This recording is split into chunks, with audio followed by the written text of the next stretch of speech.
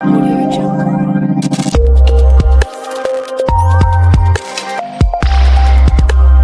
आजच महाराष्ट्र त्रिलोक न्यूज चॅनलला सबस्क्राईब करा आणि बेल आयकॉन अवश्य दाबा.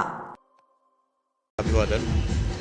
खरं तर ही जयंती साजरी करत असताना एक आनंदमय उत्साह आज मी सकाळपासून आम्ही 7 वाजेपासून कार्यक्रम चालवले.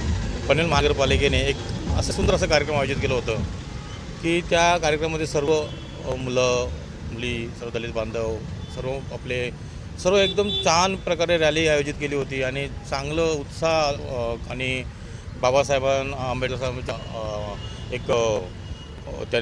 एक पात्र होतं. त्यांनी एक चांगलं साहेबांबद्दल आम्हाला सांगितलं की कसं बाबासाहेब आंबेडकरांनी कसं त्यांची जीवनशैली काय होती आणि खूप छान असं नियोजन पनवेल महानगरपालिकेने केलं होतं. आणि ते पाहून आम्हाला आज गर्व वाटतं की बाबासाहेब आंबेडकरांच्या मुळेच आज ह्या संविधानामुळेच आज आमच्यासारख्या एक छोट्या मोठ्या कार्यकर्त्यालासुद्धा न्याय मिळाला जातो.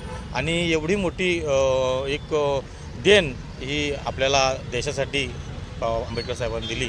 त्याबद्दल मी खरंच महामानवाला मी अभिवादन करत असतो. आणि महानगरपालिका पनवेलमध्ये नंबर 1 आलेली तुमची महानगरपालिका आहे, त्याच्यामुळे तुम्ही म्हणणार?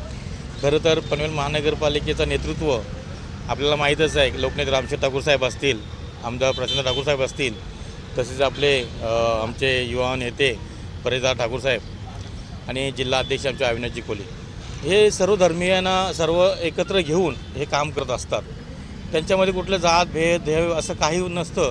न पाळल्यामुळं आज ही महापालिका पनवेलमध्ये एक नंबर जे महाराष्ट्रामध्ये एक नंबर आलेली आहे. याचं कारण एकमेव आहे की सर्व समाजाला घेऊन हे काम करत पुढे चाललेले आहेत.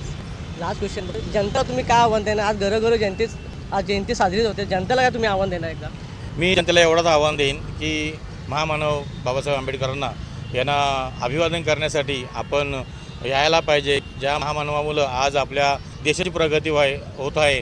तसेच आपले देशाचे पंतप्रधान नरेंद्रभाई मोदी हे संविधानाचं आपण पाहिलं असेल, ज्यावेळी संसदेमध्ये आज संविधान मोदीजींनी डोक्यावर घेऊन जेव्हा ते आतमध्ये गेले, खरंच तर या संविधानाच्या मुळेच आज आपला देश प्रगतीशील होत चालला आहे. मला आपल्या सर्व माझ्या बांधवांना विनंती करतो की आपण ही जयंती उत्साहाने साजरी करावी. आज करता